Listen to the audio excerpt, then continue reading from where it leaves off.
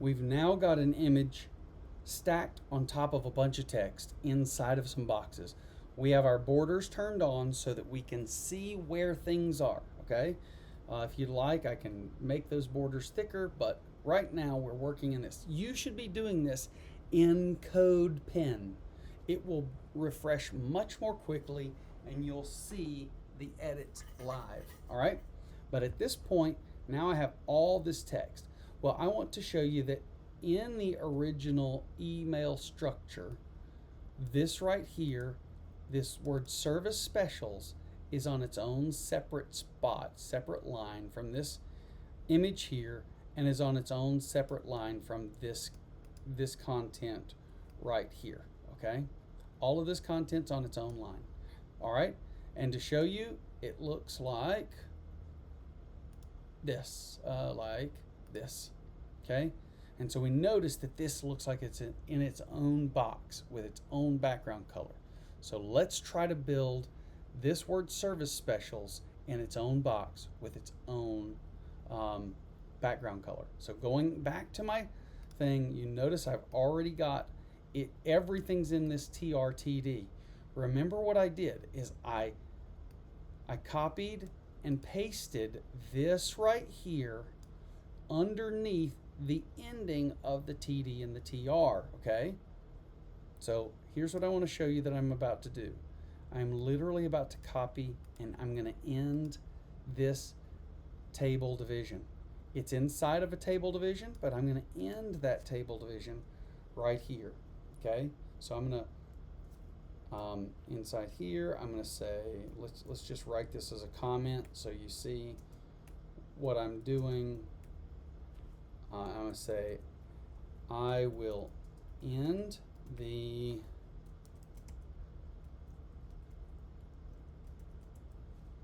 TD here, okay? So look at the structure. We open a TR and then we put in a TD. We have to end the TD before we end the TR. Think of it as in, I have to end this layer first before I end this layer, okay? So I'm going to end the TD. Now the next thing I'll do is end the TR, okay? So watch this. Inside my code editor, it automatically senses what I should be doing. As soon as I put the slash, I'm just going to type one character more. I'm going to type the slash.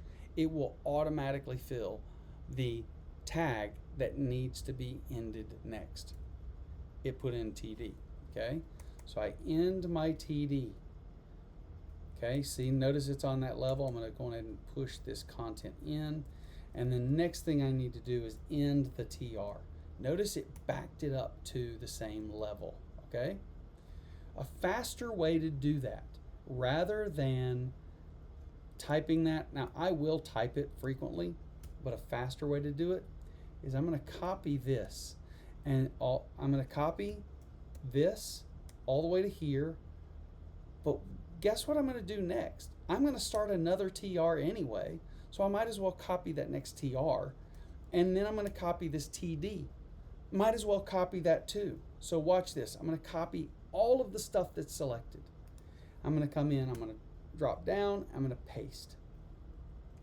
That's in a little too far. And now I've got all of this in its own box. Okay, let's save that and see what happens. Now I have the word service specials in its own box. Now let's start styling this. Normally we would do stuff like this. We would make this an H1. Oops, cut that out. We'll make an H1. And then we'd paste it here and we'd save and we'd refresh, and yes, that looks great. But we can get all the same effects of an H1 without having this weird extra space down here. Look at that, that's off center. So I'm going to go back and I'm going to remove that H1 tag, and I'm just going to have the word service specials. Again, it just looks normal. I'm going to put all of my text styling inside of this style block. I'm not only going to style the text, but I'm also going to style the box the text is in. All right, so let's take a look at that. Padding one rem Sure, I don't mind that. I will tell you, some people are a little picky about how they do their styles. They like to actually have them in alphabetical order. I don't really care, but I tend to like things to be in a similar order in each one of my style blocks. So to do that, I'm going to give it a background color of, oh goodness, I don't know what background color I want. Let's try something just as random as 0048BA. All right. And now we've got that. I'm going to put a space after that semicolon, and I'm going to save. And I'm going to refresh, and that is the background color. It's this dark, bright, vivid blue. But the text is black, and that's not a good enough contrast to make it easy to read. We'll get to that. So background color, probably my next thing is, let's do the color of the text, and I'm going to make that white. And white's hexadecimal color, hex meaning 6, is FF, FF, FF. End it with a semicolon and save. Now let's refresh. Now we have white text on a blue background, okay? Background color, color. Now the next thing is I want my font family to be sans serif. And the reason I'm specifying that here, even though it's already specified, this is not going to change anything. By adding that doesn't change anything. But it does make that specification as deep into and as close to that text, just so nothing overrides it. So I'm going to save that. Again, you're not going to notice any difference. Okay, I refreshed, it looks the same.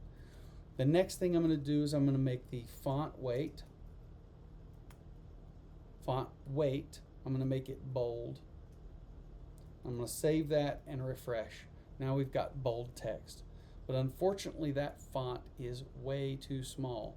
I'm going to come back over here just to do it in somewhat alphabetical order. Font size, and I'm going to make that font size, let's say 2 rem. Okay, I'm going to refresh now, save that and refresh. Now you see we've got this big headline that says service specials. Okay, so again, now we have bold text padded away from the edges. Of course, we still have our borders on, and white text that's bigger, and so we're starting to get closer to this layout. Now they aren't the same color. I don't care if it's the same color. Pick a color and let's just go with it. Okay. But once we've got all this, now you notice we've got our font size, it's pretty big. We've got space. It's looking great. Is it an exact duplicate? No, and I don't really care. In reality, that font size is probably something closer to 1.5 rem. If I save it and refresh, we see that the text size reduces. Okay? Now you can do other interesting things here, like you could do a what is it? We would want to do. Let me think of where I'm at. Like I might want to do a word spacing, or let's do letter spacing. Letter spacing of 0.3 rem, save and refresh, and look how it spaces all that out. So we can do other things here. So right now what you should have is an image, just the word image in its own box. You should have the words service specials in its own box right now. That box should have a background color and white text on top of it. If you'd like to use letter spacing to space that out, that's fine too. You should have bold, big text with spacing that gives you a little bit of padding from the top of this box to the top of the letters, and from the bottom of the letters to the bottom of the box. That text should be centered, okay?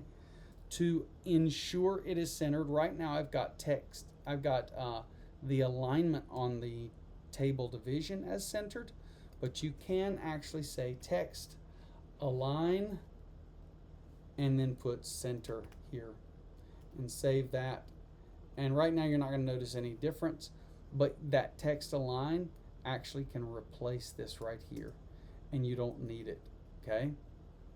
All right, so get to this point, and the next thing we're going to do is we're going to start working on this coupon to get this image, get this text in its spot, and we're going to make sure that it looks the way, at least stacked wise, the way it should. And then we'll start to piecemeal style each bit of this coupon.